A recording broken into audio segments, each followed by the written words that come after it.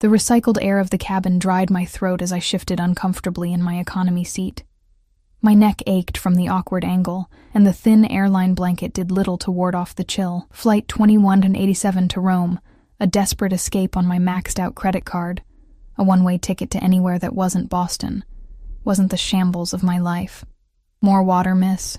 The flight attendant's voice barely registered as I nodded, accepting the plastic cup with trembling fingers. 3 days without proper sleep had left my thoughts fragmented, my body running on the last dregs of adrenaline. The bruise on my wrist had faded to a sickly yellow, but the memory of Martin's fingers digging into my skin remained fresh. The memory of what I'd done to escape him even fresher. It's just temporary, I whispered to myself, a mantra I'd repeated since fleeing my apartment with nothing but a hastily packed suitcase and the envelope of cash I'd been saving for a security deposit on a new place. A new life. Now, it was funding my escape. I wasn't running away, I told myself. I was running toward something. I just hadn't figured out what yet. The sleeping pill I'd taken 20 minutes ago began to blur the edges of my consciousness.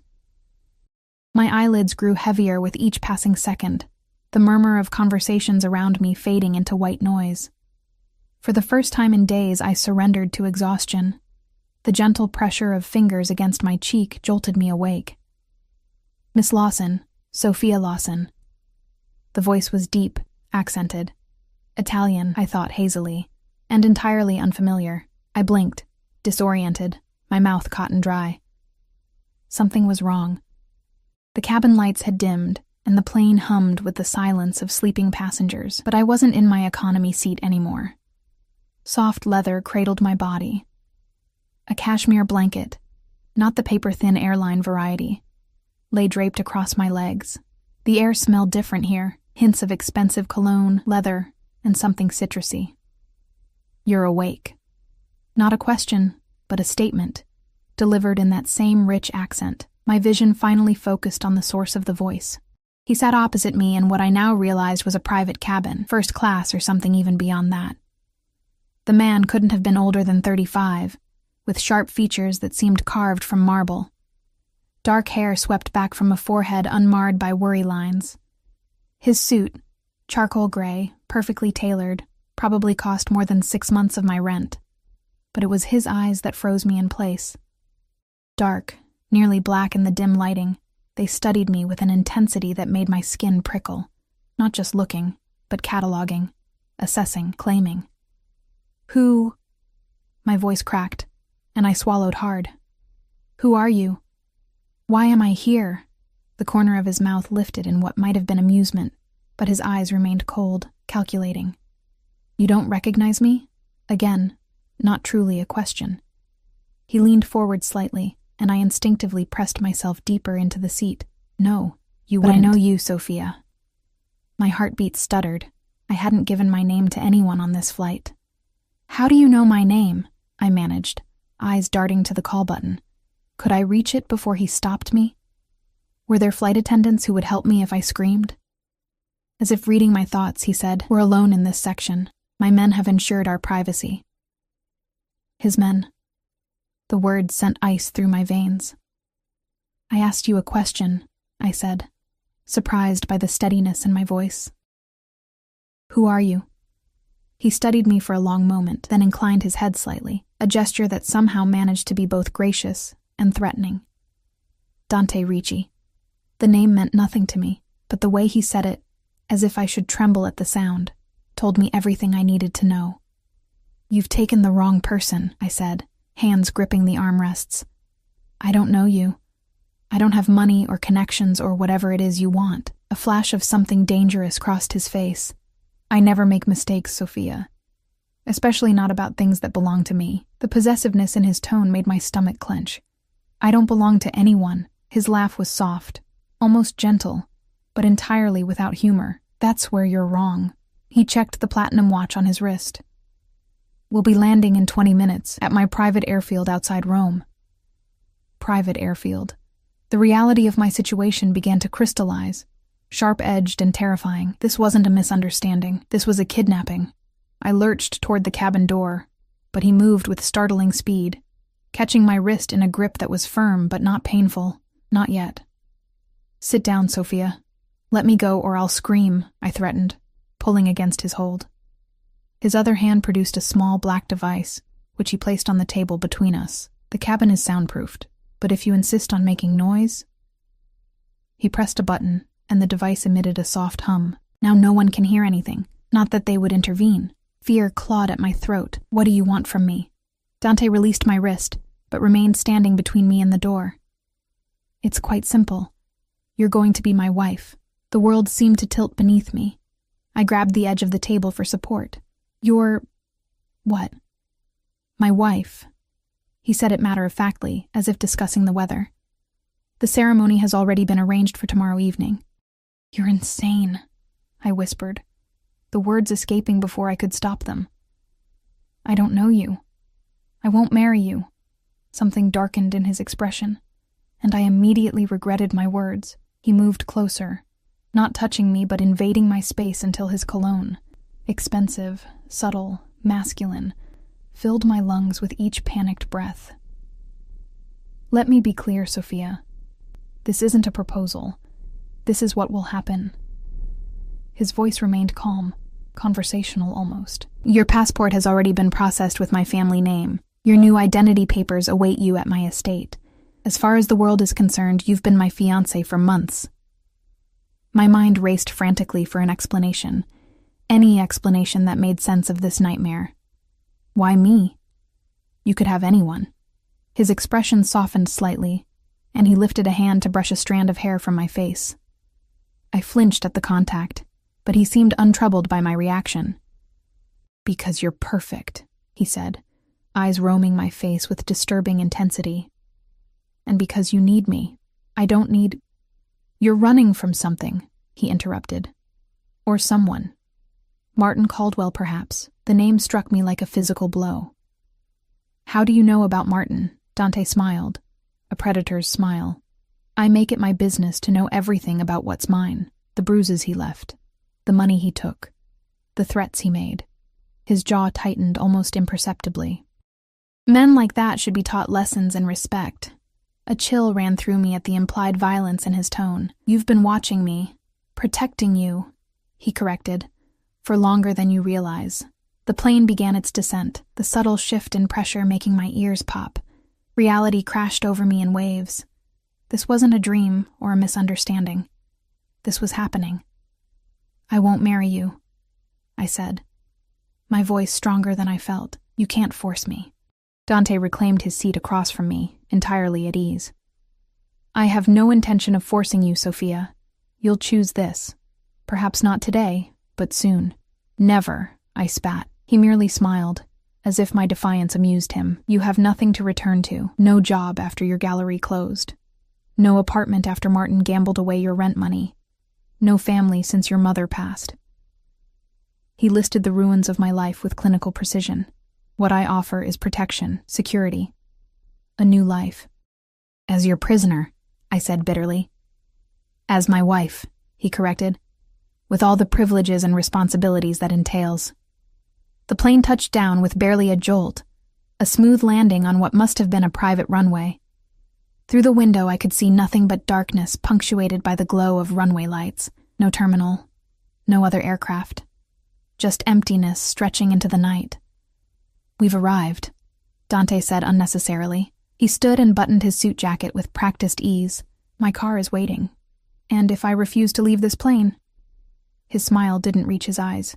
"Then my men will carry you. I'd prefer to avoid that indignity for both our sakes." The cabin door opened, and a broad-shouldered man in a black suit appeared, his expression impassive as he inclined his head toward Dante. "Everything is prepared, boss," he said in Italian, his eyes flickering briefly to me before returning to Dante. "Grazie, Antonio." Dante extended his hand to me. "Sophia, your choice. Walk beside me or be carried. Either way, you're coming home. Home." The word twisted in my chest, a mockery of everything I'd lost. I stared at his outstretched hand, then at the open door, calculating my chances. If I ran, how far would I get? If I screamed, who would hear? The answer was clear. Nowhere and no one. With a shaky breath, I rose from my seat, ignoring his offered hand. "I'll walk." Something like approval flashed in his dark eyes. Wise decision. I preceded him through the door, hyper-aware of his presence behind me. The air outside was cool, a gentle breeze carrying the scent of pine and earth. Nothing like the Boston spring I'd left behind. A sleek black Maserati waited on the tarmac, its engine purring softly. Another suited man held the rear door open, his gaze fixed somewhere over my shoulder. "Your new life begins now, Sophia," Dante murmured close to my ear, his hand coming to rest at the small of my back. Not gripping, not forcing, but present. Inescapable. "I promise you won't regret it." As I slid into the leather interior of the car, my heart hammering against my ribs, I already knew that was a lie. The door closed behind us with a soft, final click. I had escaped one cage only to find myself in another, one gilded with wealth and power, but a cage nonetheless. And as Dante settled beside me, his thigh brushing mine in the confines of the back seat, I realized with sickening clarity that this man, this stranger who had declared me his wife, might be far more dangerous than anything I'd left behind. The car pulled away, carrying me into darkness, toward a future I hadn't chosen but couldn't escape. Not tonight, at least. But tomorrow. Tomorrow I would find a way out. I had to. The journey from the airfield to Dante's estate passed in tense silence. I pressed myself against the car door, creating as much distance as possible between us in the confined space. The Italian countryside rushed by in a blur of shadows, occasional lights from distant farmhouses the only indication we weren't completely isolated. "You should rest," Dante said, after nearly 20 minutes of silence. "It's been a long flight." I kept my eyes fixed on the window. "I'm not tired." A lie. Exhaustion weighed on me like a physical burden, but fear kept me alert, my body humming with adrenaline. I wouldn't sleep. Couldn't sleep. Not with him beside me. Not when I needed to memorize every turn, every landmark we passed. "Your body disagrees," he observed. "The circles under your eyes tell a different story." I turned to glare at him, finding his gaze already on me, studying with that same unsettling intensity. "Stop looking at me like that." "Like what?" There was genuine curiosity in his voice. "Like I'm a possession. Something you've acquired." His lips curved slightly. "Not acquired, Sophia. Reclaimed." The word sent a chill through me. "I was never yours to begin with." Instead of answering, he reached into an interior compartment and withdrew a small silver flask. "Water," he explained, offering it to me. "You're dehydrated from the flight." I hesitated, suspicion flaring. "How do I know it's just water?" Something dangerous flickered in his expression. "I don't need to drug women to have them in my bed, Sophia." His voice had dropped lower, a rough edge to his words that made my skin prickle. "When that happens between us, you'll be fully conscious. I want you to remember every moment." Heat rushed to my face despite my fear. "That will never happen." Dante merely smiled and returned the flask to its compartment. "We'll see." The car turned onto a long, winding road that climbed gradually upward. Ancient cypress trees lined the drive, their silhouettes black against the night sky. As we crested a hill, the estate came into view, and I couldn't suppress a small gasp. It wasn't just a house. It was a fortress. A massive stone villa sprawled across the hilltop, lights glowing from dozens of windows.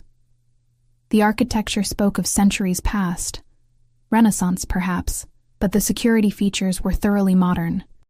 I spotted cameras mounted discreetly among the ornate stonework, and what looked like motion sensors placed strategically throughout the grounds.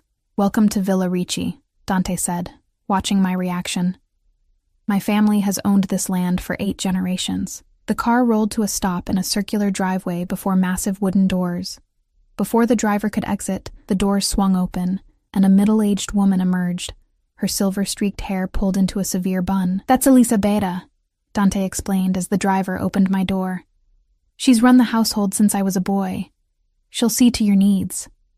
"My need is to go home," I muttered, but stepped out of the car anyway. The night air was cool against my face, carrying the scent of jasmine and something earthy. Somewhere in the darkness, water flowed, a fountain or perhaps a stream. Elisabetta approached, her keen eyes assessing me from head to toe before she offered a small, formal bow. "Signora," she greeted me, her accent thicker than Dante's. "We have prepared your rooms. You must be tired after your journey." Before I could correct her presumptuous use of signora, Dante's hand settled at the small of my back again, guiding me forward. "Show Sophia to the East Wing suite," he instructed Elisabetta, "and have Lucia bring up a light meal." "Of course, Signor Ricci." My legs felt leaden as I climbed the stone steps to the entrance, Dante's presence a constant pressure behind me. The foyer we entered was cavernous, with a vaulted ceiling adorned with frescoes that, even in my distressed state, I recognized as masterful. A sweeping marble staircase dominated the space, flanked by sculptures that belonged in a museum. "Your home is impressive," I said, the words inadequate for the grandeur surrounding us. "Our home," Dante corrected smoothly. "You'll have time to explore tomorrow. Tonight you need rest." I wanted to argue, to demand answers, explanations, a way out, but fatigue was beginning to win the battle against adrenaline. My vision blurred slightly at the edges, my thoughts becoming fuzzy. Elisabetta led us up the staircase and down a long corridor lined with paintings, portraits mostly, stern-faced men and women who shared Dante's sharp features and penetrating gaze. His ancestors, watching our procession with painted disapproval. We stopped before a set of double doors, which Elisabetta opened with a small, old-fashioned key. "Your suite, signora," she announced, stepping aside. The room beyond was larger than my entire Boston apartment, with soaring ceilings and tall windows currently covered by heavy brocade drapes. A massive four-poster bed dominated one wall, draped in what looked like silk. A sitting area with elegant antique furniture occupied another corner, while a marble fireplace, already lit and crackling with warmth, filled the room with golden light. "The bathroom is through there," Elisabetta continued, gesturing to another door. "Your clothes have been unpacked." I froze. "My clothes?" "A suitable wardrobe has been provided," Dante said from behind me. "Your own things will be laundered, but you'll find you need more appropriate attire for your new position." My temper flared, momentarily cutting through the haze of exhaustion. "My position as what, exactly? Prisoner? Captive bride?" Elisabetta's eyes widened slightly, but she maintained her composure. Dante merely smiled. "As the future Signora Ricci," he said calmly, "my wife and partner. I never agreed to that," I reminded him sharply. His expression remained unperturbed. "You will. Elisabetta, leave us." The older woman bowed again and retreated, closing the doors behind her with a soft click that sounded uncomfortably final to my ears. Alone with Dante in this opulent cage, I wrapped my arms around myself, suddenly aware of how disheveled I must look after the long flight. My jeans and wrinkled blouse were a stark contrast to the luxury surrounding me. "Why are you doing this?" I asked, hating the tremor in my voice. "Why me?" The truth this time. Dante moved past me, approaching the fireplace with measured steps.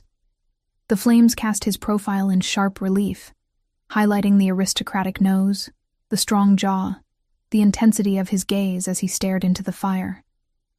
"6 months ago," he began, his voice low. "I was in Boston on business, a gallery opening. Emerson Fine Arts." My heart skipped a beat. "My gallery." He nodded without looking at me. "I saw you there, moving among the guests, speaking about the pieces with such passion. Such knowledge." He turned then, his dark eyes finding mine across the room. "Do you remember that night? A man purchased the Colesi sculpture. Paid in cash." I did remember. The sale had kept the gallery afloat for another month, a temporary reprieve from the financial troubles that would eventually force us to close. "That was you?" "It was." He moved toward me, each step deliberate. "I returned the following week and the week after. You never noticed me. You were too consumed with saving your failing business. But I noticed everything about you." A shiver ran through me as pieces clicked into place. "You've been stalking me." His expression hardened. "I've been protecting what's mine." "I'm not yours." The words burst from me, loud in the quiet room. "You can't just decide someone belongs to you and take them." "No?" He was close now, close enough that I had to tilt my head back to maintain eye contact. Then explain why, when that worthless excuse for a man put his hands on you. It was my men who ensured he wouldn't trouble you again. My blood ran cold. What did you do to Martin? Nothing he didn't deserve. Dante's voice had dropped to a near whisper. He's alive, if that's your concern, though he may walk with a slight limp for the rest of his life. Horror and a forbidden flicker of satisfaction warred within me. Martin had been cruel, controlling, violent toward the end, but this calculated violence from a stranger was something else entirely. You had no right, I said weakly. I had every right. His hand rose to cut my cheek, and though I flinched, I didn't pull away. His touch was surprisingly gentle. No one harms what belongs to me, Sophia. No one. The possessiveness in his tone should have repelled me. Instead, it sent an unwelcome heat curling through my abdomen, a reaction I immediately tried to suppress. I want to go home, I whispered. You are home. His thumb traced my lower lip, sending electricity skittering across my skin. Tomorrow, you'll become my wife in name. Eventually, you'll accept it in your heart as well. I jerked away from his touch, anger giving me strength. You can force a ceremony, but you can't force feelings. I will never love you. Something dangerous and wounded flashed across his features before his expression smoothed once more. We'll see. He stepped back, creating space between us. Rest now. Lucia will bring your meal shortly. The bathroom has everything you need.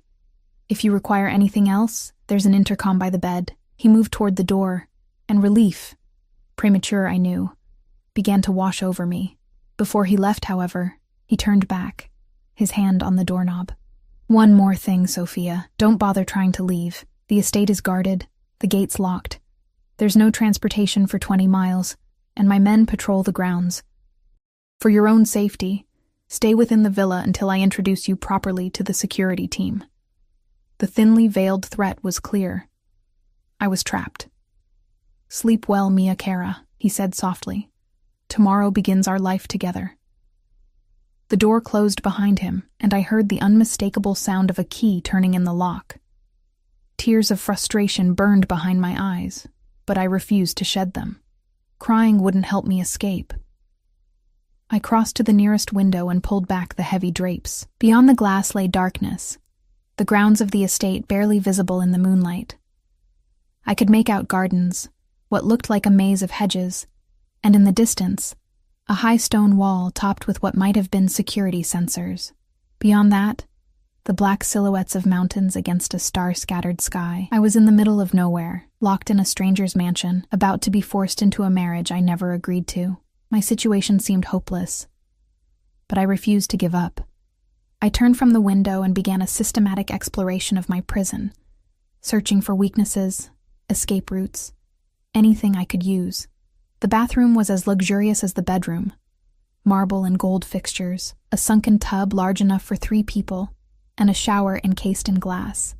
Expensive toiletries lined the counter, all in my preferred brands. Another chill ran through me at this evidence of Dante's surveillance. The closet was worse. Racks of clothing in exactly my size. Dresses, blouses, skirts, all in styles I might have chosen myself if I had unlimited funds. Shoes lined one wall, handbags another. Lingerie occupied several drawers, pieces more revealing and sensual than anything I'd ever owned. I slammed the closet door shut and continued my search. 20 minutes later, I had to admit defeat. The windows were sealed and likely alarmed. The air vents were too small for even my slim frame. The door was solid oak, the lock unpickable with the tools at my disposal. Even the fireplace was gas-operated, its chimney too narrow for escape. A soft knock at the door interrupted my increasingly desperate thoughts. "Signora, your meal," called a young woman's voice. I didn't respond, hoping she might use a key to enter, a key I could perhaps steal. Instead, I heard a metallic sound, and a small panel at the bottom of the door slid open. A tray appeared in the opening before the panel slid shut again. My heart sank. Even this small opportunity was denied me. I approached the tray cautiously. Despite my hunger, I hesitated before the covered dishes. What if the food was drugged? But why would Dante bother with such subtlety now, when I was already his prisoner? Lifting the silver covers, I found a light meal of pasta, bread, and a small salad, along with a carafe of water and a glass of red wine. My stomach growled traitorously. I hadn't eaten since the meager airline meal hours ago. I ate standing up, using only the water and leaving the wine untouched. When I finished, I pushed the tray back through the panel, which opened immediately. Someone had been waiting outside. Exhaustion crashed over me in waves. The bed, with its silken covers and plump pillows, beckoned despite my determination to stay alert. I compromised by lying on the small sofa in the sitting area, pulling an Afghan over me. Just a few minutes of rest, I told myself. Just enough to clear my head and formulate a plan. But as soon as my eyes closed, consciousness slipped away, dragging me down into darkness where Dante's voice followed me, whispering words of possession and forever. Sunlight streaming through a gap in the curtains woke me, momentarily disorienting me as I blinked at unfamiliar surroundings. For one blessed second, I thought I was in a hotel, that yesterday had been a bizarre dream. Then reality crashed back. The luxurious room, the locked door, Dante Ricci and his impossible claim. "You're going to be my wife." My back ached from sleeping on the sofa and my mouth felt dry. I rose stiffly, pushing aside the Afghan that had kept me warm through the night. The ornate clock on the mantelpiece showed just past 8 in the morning. In a few hours, according to Dante, I would be forced into a wedding ceremony with a man I'd known for less than a day. Not if I could help it. I crossed to the bathroom, relieved myself, and splashed cold water on my face. The mirror reflected a woman I barely recognized. Pale, with shadows beneath her eyes, hair tangled from restless sleep. I looked haunted. Hunted. Another knock at the door made me freeze. "Signora?" A female voice, young, not Elisabetta from last night. "I've brought breakfast and fresh clothes for your bath." I remained silent, heart pounding. "Signora, I can hear you moving." "Signor Ricci instructed me to prepare you for today's events. Please open the door." "It's locked," I called back, voice raspy from sleep and fear. "I can't open it from this side." A pause, then the sound of a key turning. The door swung open to reveal a young woman, perhaps 20, with olive skin and dark hair pulled into a neat bun. She wore a simple black dress, a uniform of sorts, and carried a tray in one hand, garment bags draped over her other arm. "I am Lucia," she introduced herself, entering the room and setting the tray on a small table. "Signor Ricci's personal maid. I'll be assisting you today." I eyed the open door behind her. Freedom beckoned, but I knew I wouldn't get far if I ran now, disheveled and disoriented, with no idea of the layout of the villa or the grounds beyond. Better to gather information first. Learn the routine. Find the weaknesses. "I don't need assistance," I said, moving away as she approached with the garment bags. "And I won't be participating in any ceremony today." Lucia's expression remained carefully neutral as she laid the garments across the bed. "Signor Ricci suggested you might be reluctant." She unzipped one bag to reveal a cream-colored dress that, despite my situation, made my breath catch. The fabric looked impossibly soft, the design elegant and understated. "He asked me to tell you that cooperation today will be rewarded with freedoms tomorrow." "What kind of freedoms?" I asked, unable to keep the bitterness from my voice. A longer leash for his new pet? A flicker of something, sympathy perhaps, crossed Lucia's features before her professional mask returned. Access to the grounds and libraries, permission to make telephone calls with supervision. I laughed harshly. How generous of my captor. "Signor Ricci is many things," Lucia said carefully. "But he is not cruel without purpose." The implication that he could be cruel with purpose sent a chill through me. "Is that supposed to comfort me?" Instead of answering, Lucia gestured to the breakfast tray. "You should eat. It will be a long day." My stomach growled traitorously. The tray held fresh pastries, fruit, yogurt, and coffee that smelled divine. I hadn't had real Italian coffee in years. Not since studying abroad in Florence during college. "Fine," I conceded, sitting at the small table. "But I want answers while I eat, real ones." Lucia hesitated, then gave a small nod. I will answer what I can. I took a bite of a flaky pastry, closing my eyes briefly at the buttery perfection. When I opened them, Lucia was watching me with something like approval.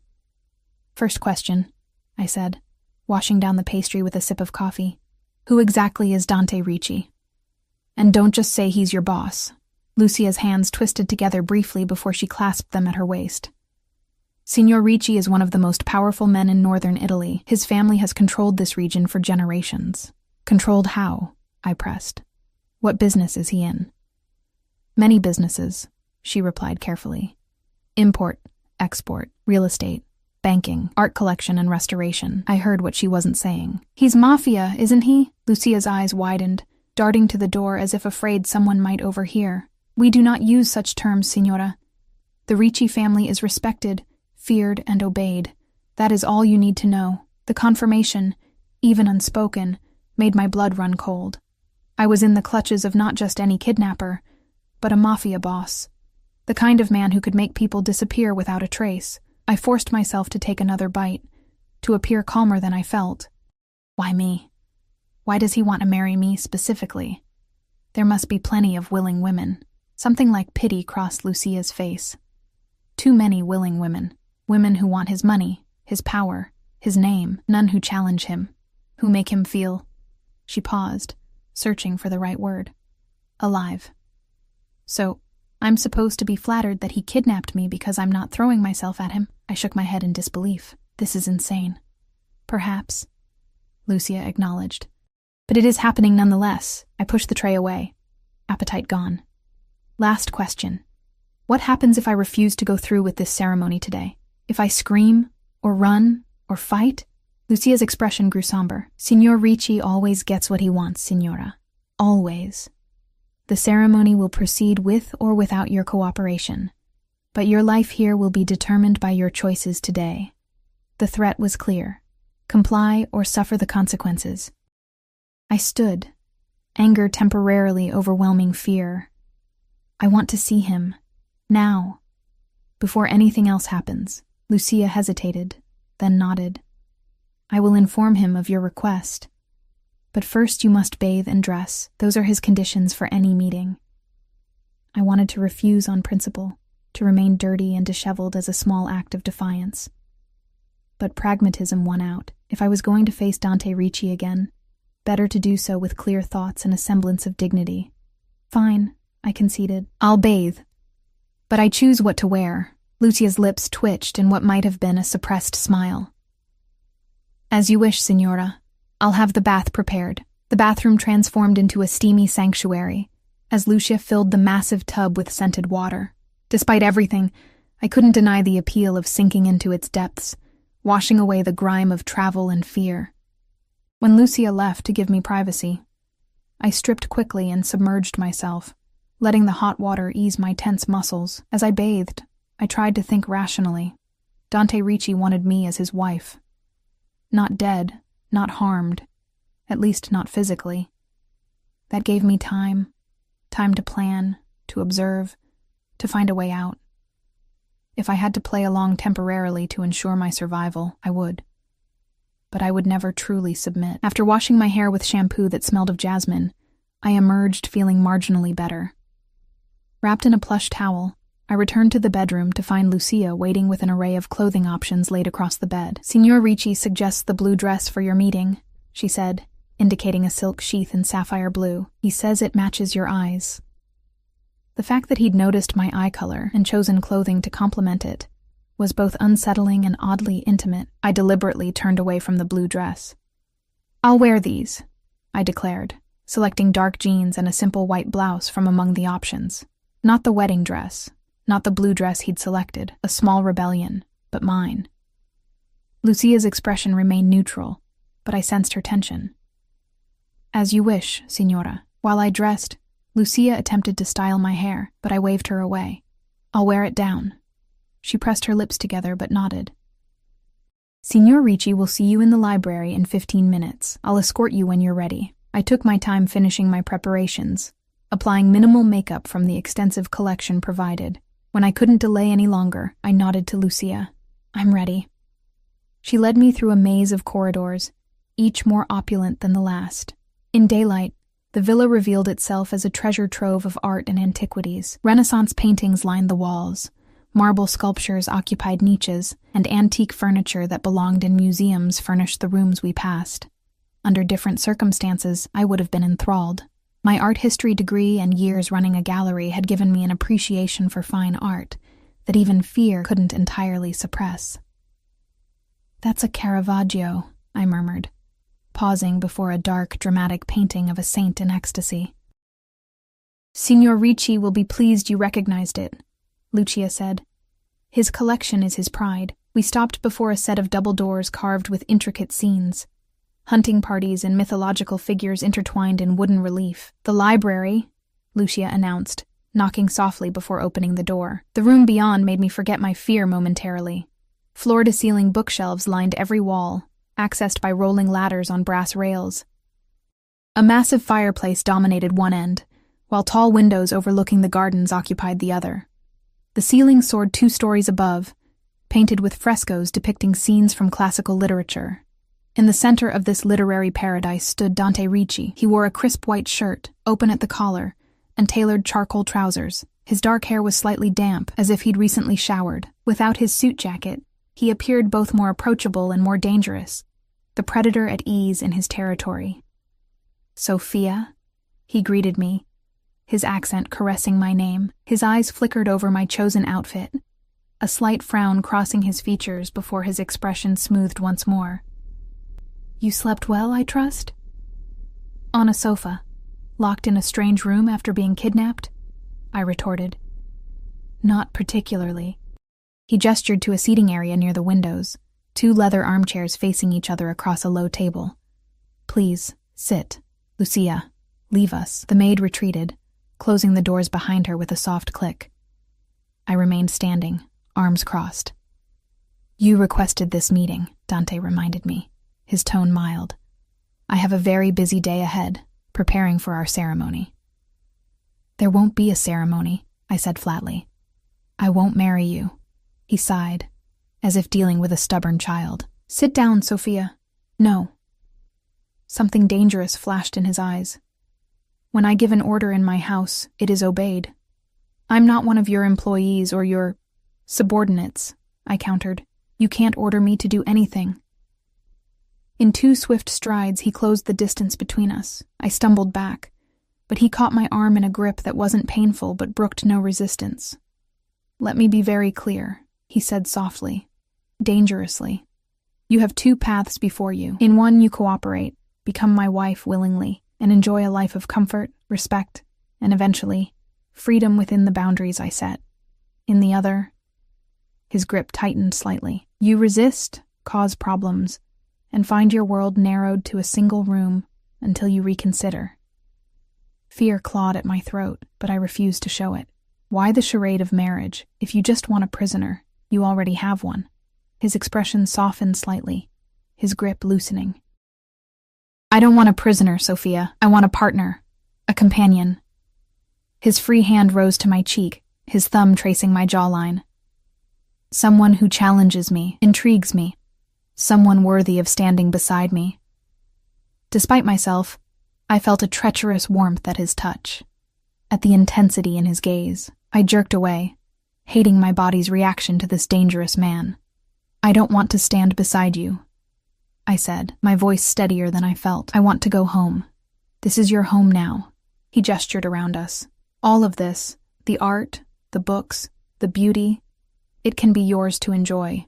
You were wasted in that tiny gallery, struggling to pay rent, dating men who didn't value your intelligence, your passion for art." The accuracy of his assessment stung. "You've been watching me for months. That's not romantic. It's criminal." A smile curved his lips. "The line between romance and criminality is often thin, Mia Cara. History's greatest love stories frequently began with abduction. Helen of Troy, Persephone and Hades. Those are myths," I scoffed. "And they didn't end well for the women. On the contrary, they became queens." His hand returned to my face, and this time I couldn't bring myself to pull away. "As you will." His proximity was overwhelming, his cologne teasing my senses. Up close, I could see the tiny flecks of amber in his dark eyes, the faint shadow of stubble along his jaw, despite his recent shave. "I'll never love you," I whispered. "No matter what you do." Something vulnerable flashed across his features before it was masked once more by cool confidence. "We'll see." He stepped back, creating distance between us. "The ceremony is at 4 this afternoon. Lucia will help you prepare. If you cooperate, your first act as my wife will be to join me for dinner with an important business associate. If you do not," he shrugged elegantly, "you'll dine alone in your room, and we'll try again tomorrow and the next day." And however long it takes, the implication was clear. Resistance was futile. The ceremony would happen, with or without my willing participation. "May I at least have access to the grounds today?" I asked, hating the note of pleading in my voice, but desperate for some semblance of freedom. "Before I'm expected to make this decision?" Dante studied me, clearly weighing the risk of escape against the potential benefit of earning my cooperation. "Antonio will accompany you," he finally said. 1 hour, no more. The gardens only, not beyond the inner walls. It wasn't freedom, but it was something. A chance to assess the estate, to breathe fresh air, to think clearly away from the confines of the villa.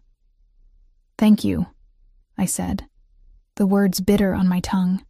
Thanking my captor for the privilege of a supervised walk felt like surrender, but I swallowed my pride. 1 hour, Dante repeated. "Then you prepare for our future together."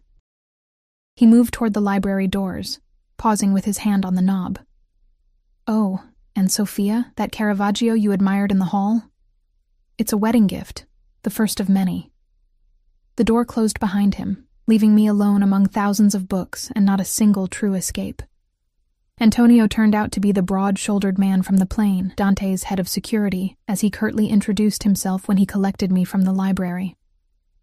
He didn't speak again as he escorted me through the villa's lower level and out through a set of French doors that opened onto a stone terrace. The gardens spread before me, a masterpiece of Italian landscape design. Formal hedges created geometric patterns, punctuated by classical statuary and burbling fountains. Beyond the structured gardens, I glimpsed wilder grounds, an olive grove, what looked like a vineyard on a distant slope, and the dark green smudge of woodland at the property's edge. "How far does the estate extend?" I asked, breaking the silence as we descended the terrace steps. Antonio's face remained impassive. "Several thousand acres, and the nearest town." His dark eyes slid to me, assessing. "Far enough that walking would be unwise, Signora." I didn't miss his meaning. Even if I managed to escape the villa and its grounds, I'd be stranded in the Italian countryside, miles from help. Still, I filed the information away. Better to know the full scope of my prison. "You work for Dante," I said, trying a different approach as we strolled along a gravel path between rows of cypress trees. "How long?" 10 years. His answer was clipped, but at least he'd responded. "And what exactly does he do that requires such security?" I pressed, watching his expression for any reaction. "I'm about to become his wife, apparently.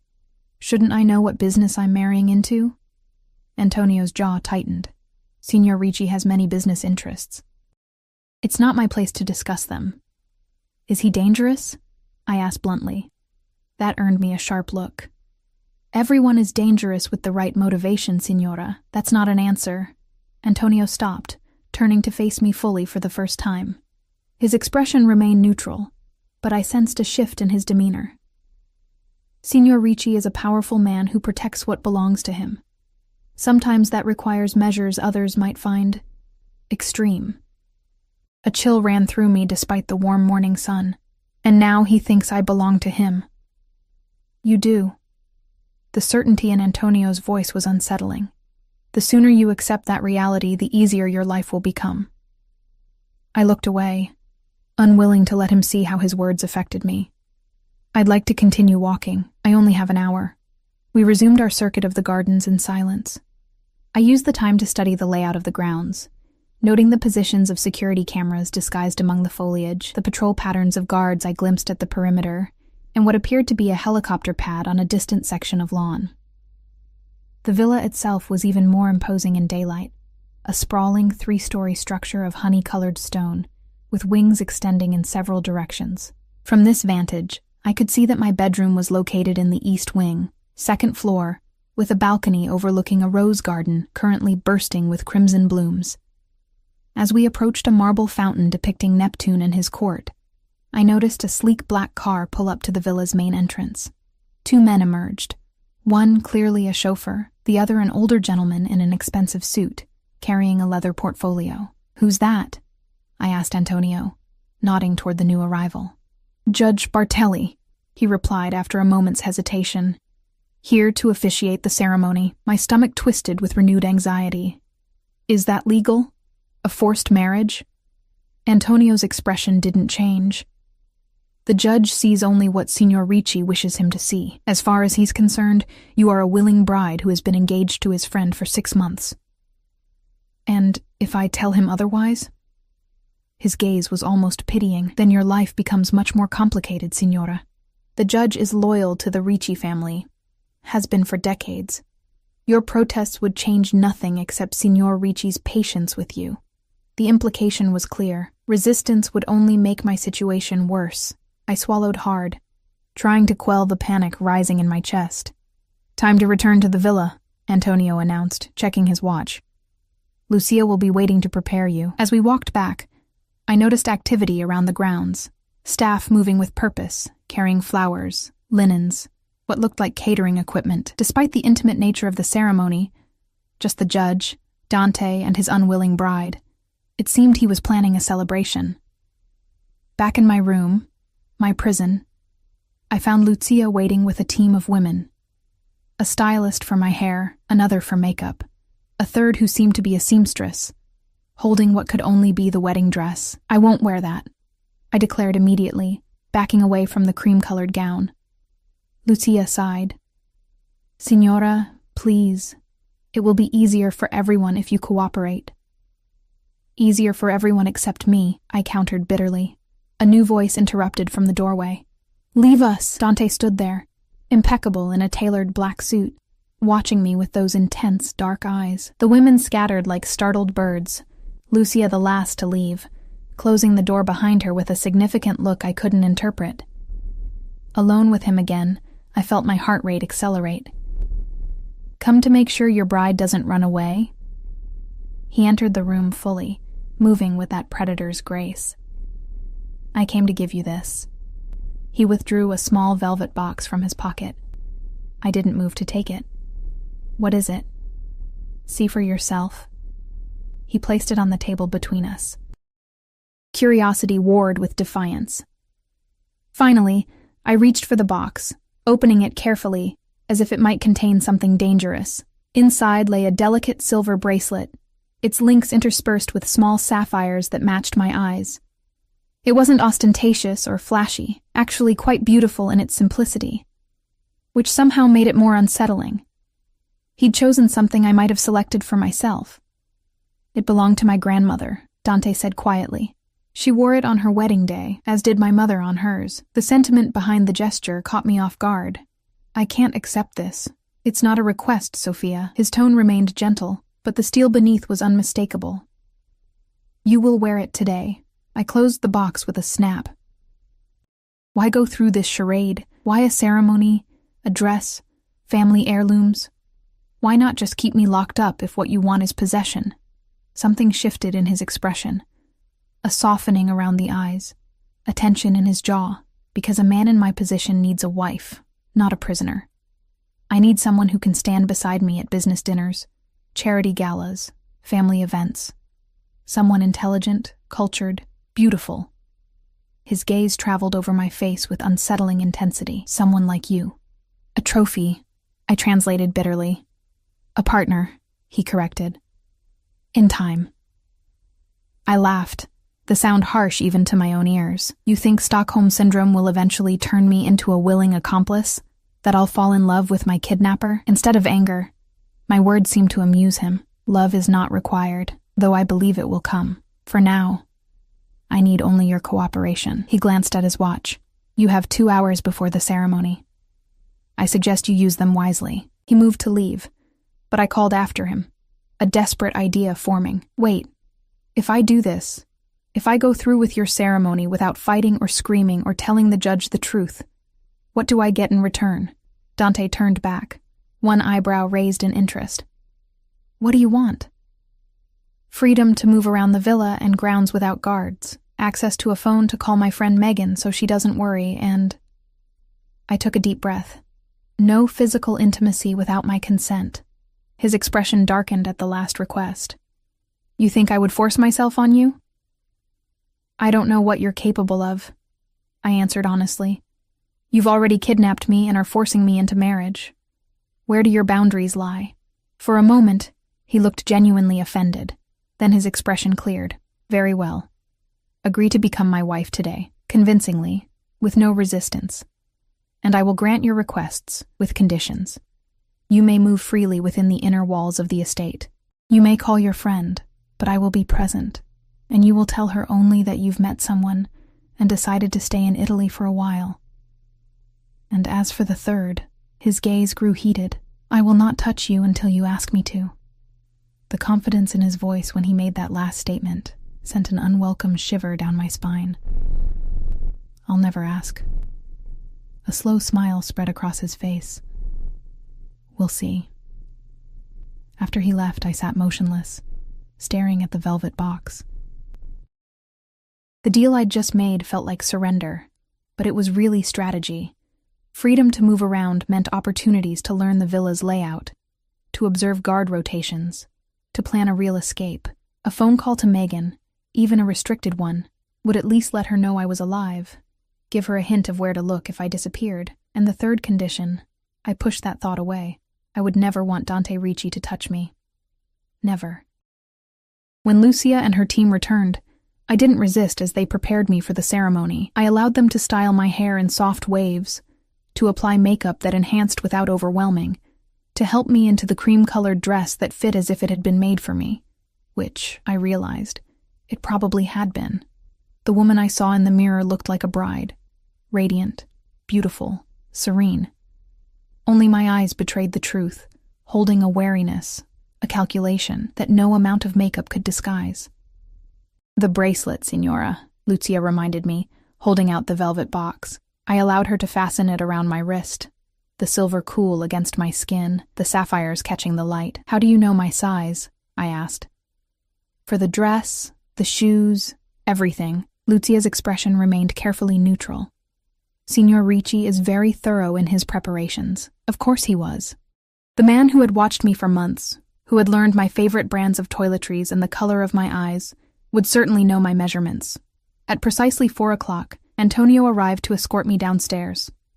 The ceremony, he informed me, would take place in the villa's private chapel, a detail that made me raise my eyebrows. "Dante is religious?" I asked as we descended the grand staircase. Antonio's lips twitched in what might have been amusement. "Traditional, Signora. The Ricci family has maintained certain appearances for generations."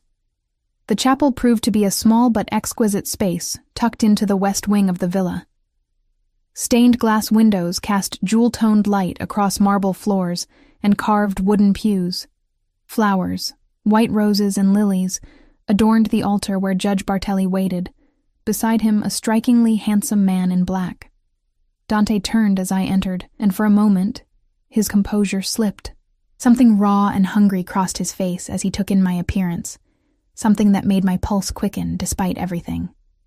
Then his mask returned, and he extended his hand to me. "Remember the plan," I told myself. "Cooperate now, escape later." I placed my hand in his, allowing him to draw me to his side before the judge.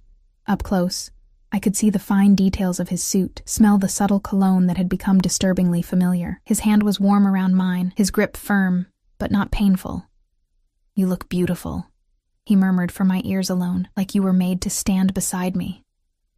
I said nothing, focusing instead on maintaining my facade of willing participation. The ceremony itself passed in a blur. Judge Bartelli spoke in Italian, then English, words about commitment and honor and fidelity that seemed a mockery under the circumstances.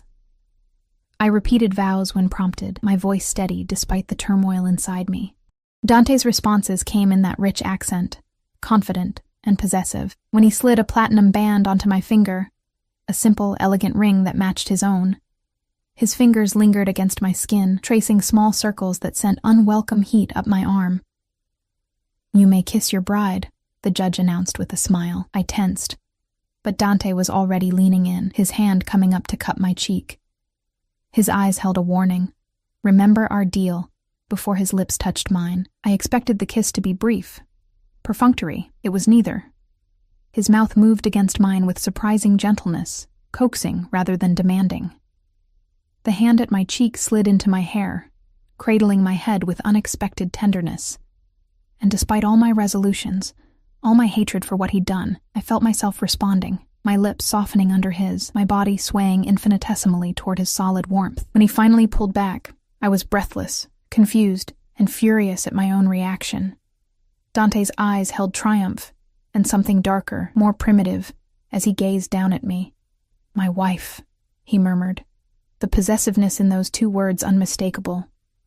God help me, but in that moment, with his taste still on my lips and his touch still warming my skin, I almost believed him. A small reception followed in the villa's grand salon, small only in terms of guests, for the elegance and extravagance of the affair befitted royalty, not a forced union between a mafia boss and his unwilling bride. Crystal chandeliers cast golden light over tables laden with delicacies. Champagne flowed freely, and a string quartet played softly in the corner. The only attendees were Judge Bartelli, Antonio, Elisabetta, and a handful of what I assumed were Dante's closest associates, men with expensive suits and watchful eyes, accompanied by wives who studied me with undisguised curiosity. They greeted me as Signora Ricci, offering congratulations in Italian and English, their expressions revealing nothing about whether they knew the true nature of this marriage. Dante kept me close, his hand at the small of my back, a constant presence as we moved among the guests. To anyone watching, we must have appeared the picture of newlywed bliss. The handsome, powerful man and his beautiful bride, her cheeks flushed, her eyes bright. Only I knew the flush came from anger, the brightness from unshed tears. "Smile, mia cara," Dante murmured against my ear as we accepted another round of congratulations. "You're breaking our agreement." I fixed a smile on my face, wondering if it looked as false as it felt. "I'm here, aren't I? I said the vows. I didn't tell the judge I was kidnapped. What more do you want?" His hand slid from my back to my waist, drawing me closer to his side. "Conviction," he answered, his breath warm against my skin. "If we're to convince the world of our love story, you must play your part more convincingly." "I never agreed to pretend to be in love with you," I hissed through my smile, only to go through with the ceremony without resistance. His dark eyes held mine, something dangerous lurking in their depths. "Then consider it a necessary addition to our arrangement if you wish to maintain your privileges."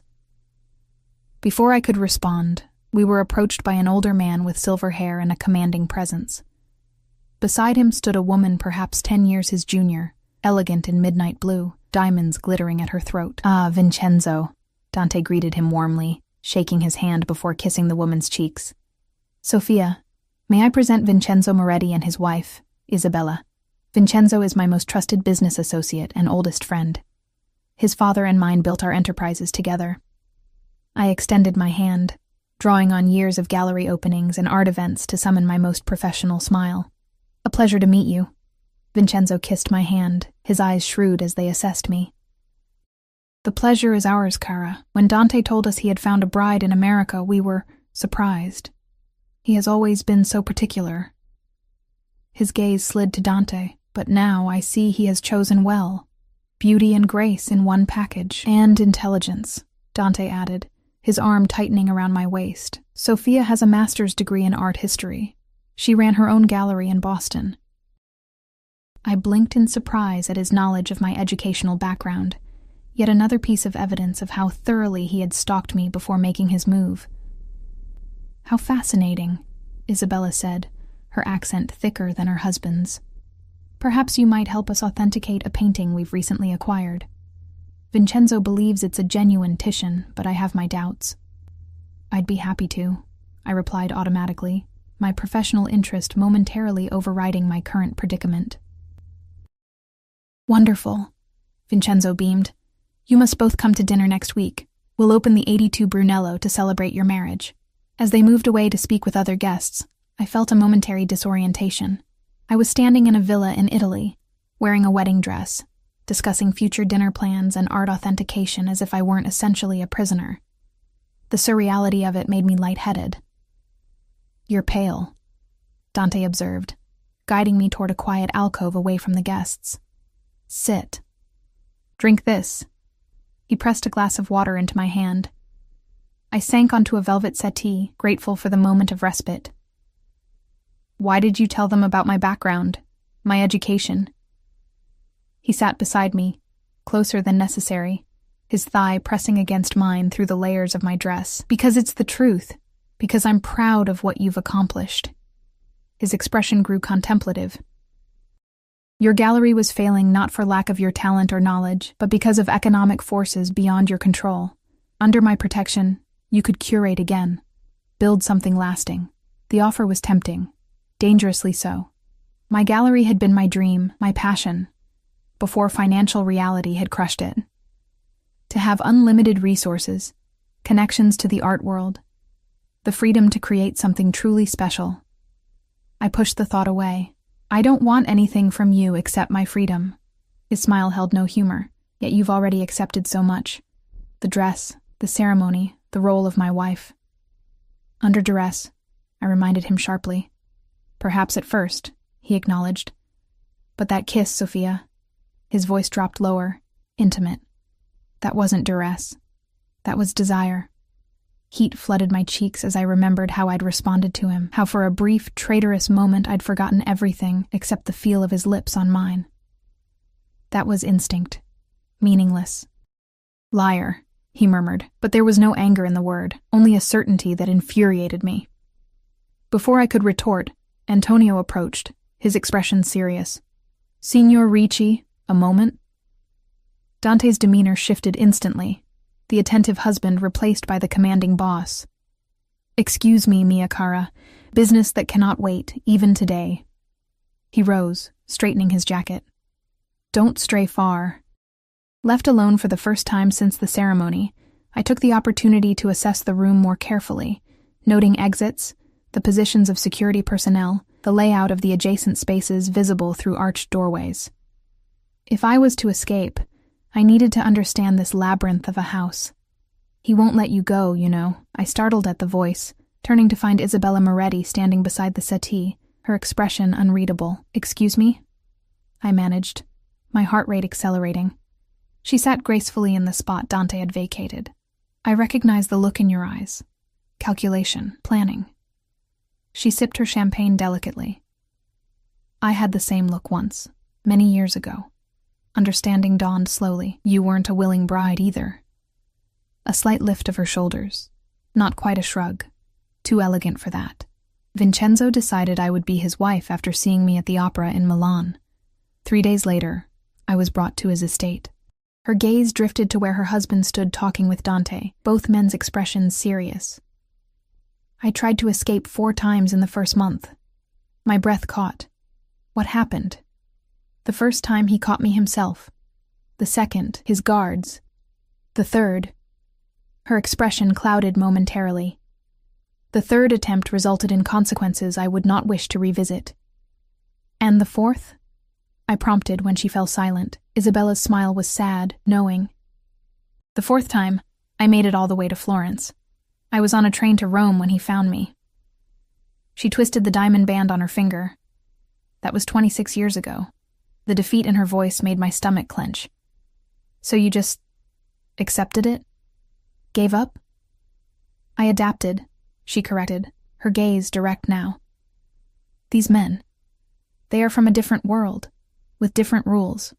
Fighting is futile, but adaptation," she leaned closer, "adaptation can bring its own kind of power." "I don't want power," I said quietly. "I want freedom." "Freedom is relative, Kara. Even in your old life were you truly free? Free from financial worries, free from the threat of men like your ex-boyfriend, free to pursue your passions without constraint." She gestured subtly around the room. "I have traveled the world. I own 3 galleries in Milan, Florence, and Rome. My children attended the finest schools in Europe. Vincenzo denies me nothing, except the choice to leave, I pointed out. Her smile turned enigmatic. After a time, I no longer wished to leave. Stockholm Syndrome, I thought but didn't say. I would never surrender my will so completely. Never mistake captivity for choice. Just some things to consider, Isabella said. Rising as Dante returned, I look forward to our dinner next week. Perhaps we can discuss art in a more relaxed setting. Dante watched her rejoin her husband, his expression thoughtful. What did Isabella have to say? Just offering congratulations. I lied, unwilling to share the true nature of our conversation. Something told me Dante wouldn't appreciate another man's wife offering insight into the reality of forced marriages in their world. He didn't appear to believe me, but he didn't press the issue. Our guests will be departing soon, then we have a more private celebration. Alarm must have shown on my face, for he immediately added, Nothing you haven't agreed to. Dinner, just the two of us. Then you may retire to your room, alone, as per our arrangement. The reminder of our deal calmed my racing heart somewhat. At least tonight, I wouldn't have to fight off unwanted advances. But tomorrow, and the day after, and all the days stretching before me in this gilded cage, how long could I maintain my resistance? Isabella's words echoed in my mind. Adaptation can bring its own kind of power. As the reception wound down and the guests departed, I found myself standing beside Dante on the villa's front steps, accepting final congratulations, playing the role of the happy bride.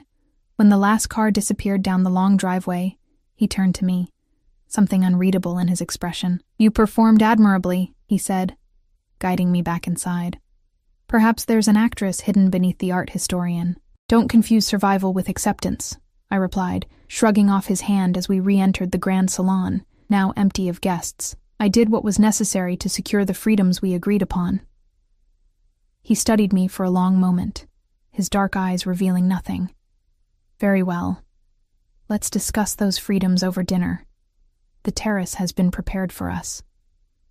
The terrace overlooked the gardens, now bathed in the golden light of sunset. A single table had been set with fine china, crystal, and silver, candles waiting to be lit as darkness fell. The setting was undeniably romantic, which made it all the more unsettling given the circumstances. As we took our seats, a waiter appeared to pour wine and serve the first course, a delicate seafood appetizer that under normal circumstances I would have appreciated. Now, however, food seemed like an afterthought, my mind too preoccupied with my imprisonment and the strange conversation with Isabella. You're quiet, Dante observed after several minutes of silence. I set down my fork, having barely touched my food. What did you expect? Scintillating honeymoon conversation? A flash of irritation crossed his features, quickly controlled. I expected basic civility. We will be sharing our lives indefinitely, Sophia. Perpetual hostility serves neither of us. Then perhaps you shouldn't have kidnapped me, I retorted. Hostility seems a reasonable response to being forced to marry a stranger. He sipped his wine, his expression thoughtful rather than angry. In time, I won't be a stranger. You'll know me better than anyone. I know enough already, I said. You're a man who takes what he wants without regard for others' choices, who believes power gives you the right to control people's lives. And you, he countered, are a woman who sacrificed her own happiness to care for a mother who never appreciated it, who wasted years with a man who undermined her confidence and stole from her, who buried her true talents to survive in a world that didn't value them. He leaned forward, his gaze intense. I've watched you, Sophia. I've seen your strength, your resilience, your brilliance. I've also seen how the world has failed you at every turn. His words struck uncomfortably close to truths I rarely acknowledged. My mother's emotional manipulation before her death, Martin's gradual erosion of my self-worth, the financial struggles that had forced me to compromise my artistic vision for commercial viability. That doesn't give you the right to decide my future, I said. But my voice had lost some of its edge. Perhaps not, he conceded, surprising me. But I saw a woman drowning and offered a lifeline. By dragging me into deeper waters, I pointed out. Your world is more dangerous than anything I faced in Boston. A smile touched his lips. But in my world, you have protection. My protection. His expression grew serious. "No one will ever harm you again, Sophia. No one will take advantage of your kindness or steal what belongs to you. Your talents will be recognized, your passions encouraged." Is that truly such a terrible fate? Put like that, it sounded almost reasonable, which made it all the more dangerous. I couldn't allow myself to be seduced by the comfort and security he offered, not when the price was my freedom. "You promised me certain freedoms," I said, deliberately changing the subject. "When do they begin?" Dante sat back, accepting the shift in conversation. "Tomorrow. You may move freely within the villa and inner gardens. Antonio will show you the boundaries. You may call your friend Megan from my office after breakfast. I'll be present, as agreed." "And my things?" I asked. "My own clothes, my phone, my personal items from the suitcase I had on the plane? Your clothes have been laundered and placed in your closet alongside the new items," he replied. "Your phone has been temporarily confiscated for security purposes. Your personal items, books, toiletries, the photograph of your mother, are in your suite." The fact that he knew about the photograph, tucked into a side pocket of my suitcase, not visible unless someone had thoroughly searched my belongings, was yet another reminder of how completely my privacy had been invaded. "Thank you," I said stiffly, the words bitter on my tongue. Thanking my captor for returning my own possessions felt like the ultimate surrender. As dinner progressed through several exquisite courses, a strange calm settled over me. Not acceptance, not yet, but a recognition that survival in this new reality would require strategy, patience, and adaptability. Isabella had survived 26 years in a similar situation. I would need her resilience if I were to endure this gilded prison long enough to find a way out. Or, a traitorous voice whispered in the back of my mind, long enough to determine if there might be advantages to staying. I pushed the thought away immediately. Stockholm Syndrome, I reminded myself again, the captive identifying with the captor. I wouldn't fall into that trap. "Would you like to see the rest of the estate tomorrow?" Dante asked as dessert was served, a delicate lemon sorbet that tasted of summer. The olive groves are particularly beautiful this time of year. I considered refusing on principle, but knowledge of my surroundings could only help my eventual escape. "Yes," I said after a moment. "I'd like that." Something like genuine pleasure crossed his face. The first expression I'd seen from him that didn't seem calculated. "Good. We'll ride out after breakfast." "Ride?" I echoed. "Horses," he clarified. "The estate is too large to explore on foot." "Do you ride?" I nodded slowly. "I took lessons in college. It's been a while, though. We have several gentle mares suitable for a returning rider," he assured me. "Though I suspect you'll prefer something with more spirit once you've regained your confidence." The presumption that I would be here long enough to progress from a gentle mare to a spirited mount made my stomach clench, yet I couldn't deny a flicker of interest at the prospect of riding through the Italian countryside, feeling the sun on my face, the wind in my hair, a taste of freedom, however illusory. As the sun disappeared beyond the distant mountains, and stars began to pepper the darkening sky, Dante rose and extended his hand to me. "It's been a long day. I'll escort you to your suite." I stood without taking his offered hand. "You're returning me to the same locked room?" "No locks tonight," he said, surprising me. "You've honored our agreement. I'll honor mine." We walked in silence through the villa, climbing the grand staircase side by side. The distance between us remained carefully measured. Not touching, but close enough that I could feel the heat radiating from his body, smell the subtle cologne that had become distressingly familiar in such a short time. At the door to my suite, our suite, I supposed, though he'd promised separate sleeping arrangements for now, he paused, turning to face me. "Today you became my wife in name," he said quietly. "I know it wasn't by choice, but I promise you this, Sophia, I will earn your trust, your respect, perhaps even, one day, your affection." Despite everything, despite my hatred for what he'd done, I found myself momentarily disarmed by the sincerity in his voice. "Good night, Dante," I said, unable to think of any other response. He lifted my hand to his lips, pressing a gentle kiss to my knuckles. The gesture was oddly formal, restrained, at odds with the possessiveness he'd displayed throughout the day. "Sleep well, mia cara," he murmured. "Tomorrow begins our life together in earnest. I entered the suite alone, hearing the door close behind me, but no sound of a key turning in the lock. A small victory, but significant.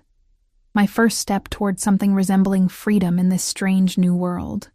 The wedding dress rustled as I moved through the dimly lit bedroom toward the bathroom, eager to wash away the day's events. As I passed a full-length mirror, I caught sight of my reflection, still in bridal white, Dante's bracelet glinting on my wrist, his ring on my finger. Sofia Ricci stared back at me, a stranger with my face. I turned away, refusing to acknowledge that woman. I was still Sophia Lawson inside, regardless of what documents now said, what vows had been forced from my lips.